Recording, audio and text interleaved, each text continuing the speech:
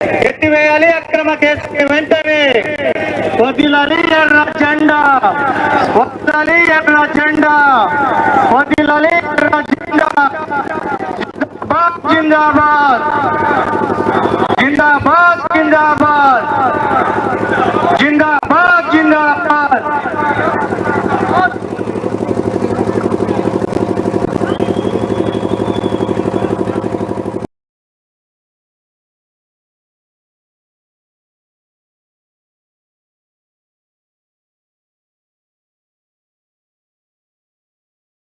CPM party నాయకులపై పెట్టిన అక్రమ కేసులు వెంటనే ఎత్తివేయాలి. అక్రమ కేసుల్ని వెంటనే ఎత్తివేయాలి. అక్రమ కేసుల్ని వెంటనే.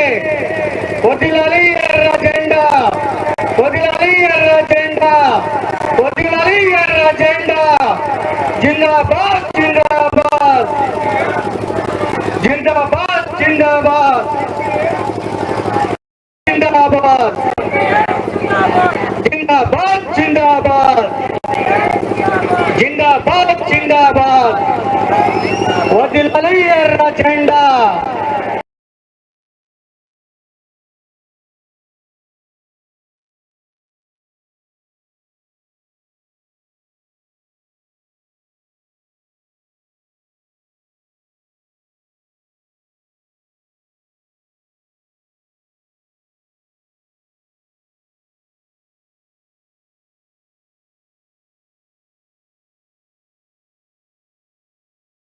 మందిరం నియోజకవర్గంలో బట్టి అక్క ప్రజాస్వామిక వైఖరి.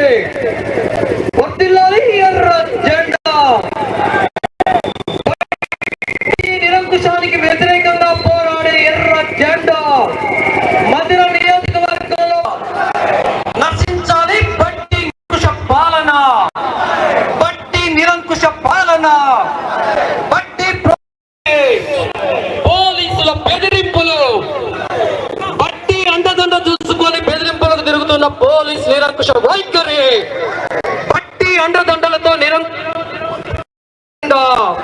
జిందాబాద్ జిందాబాద్.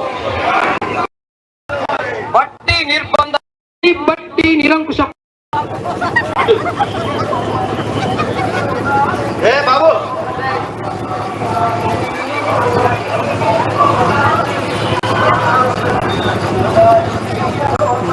బట్టి విక్రమార్క తన ఉనికి కోల్పోతుందని, తన బలం తగ్గిపోతుందని, ఇక వచ్చే ఎన్నికల్లో తాను గెలిచే అవకాశమే ఉండనటువంటి స్థితి ఏర్పడుతుందని సిపిఎం నాయకుల మీద, కార్యకర్తల మీద అక్రమంగా కేసులు పెట్టి జైళ్లకు పంపిస్తున్నాడు. ఇప్పటికే మధుర నియోజకవర్గంలో 13 మందిని జైల్లోకి పంపించాడు.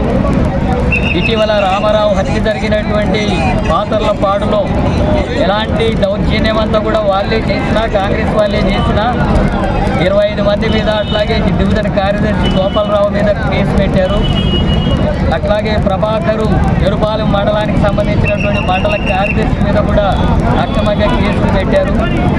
అట్లాగే ఆలపాడు, ముదుమూరు, తర్వాత వివిధ గ్రామాలకు సంబంధించినటువంటి నాయకుల మీద, కార్యకర్తల మీద, సిపిఎం నాయకులకి తలలు పగిలిన, కాళ్ళు చేతులు విరిగిన, గాయాల పాలైనా సరే వాళ్ళ మీదనే హత్యాయత్నం కేసులు, ఎస్సీ అట్రాసిటీ కేసులు పెట్టి జైల్లోకి పంపిస్తున్నాడు.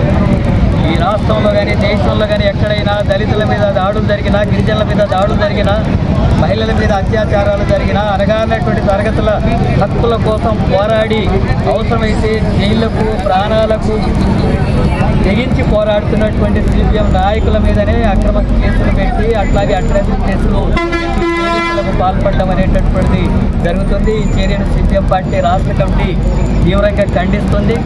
ఇలాంటి పద్ధతుల్లో సిపిఎంను అడ్డుకుంటామని చెప్పి బట్టి విక్రమార్క అనుకుంటే అది తన జీవితంలో జరిగినటువంటి విషయం.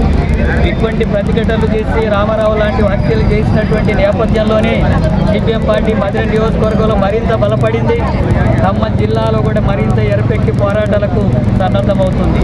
ఇప్పుడు ఈ కేసులు పెట్టి జైళ్లకు పంపించే కార్యక్రమం జరిగితే మేము ఈ సందర్భంగా హెచ్చరిక చేస్తున్నాం బట్టి విక్రమార్కకు.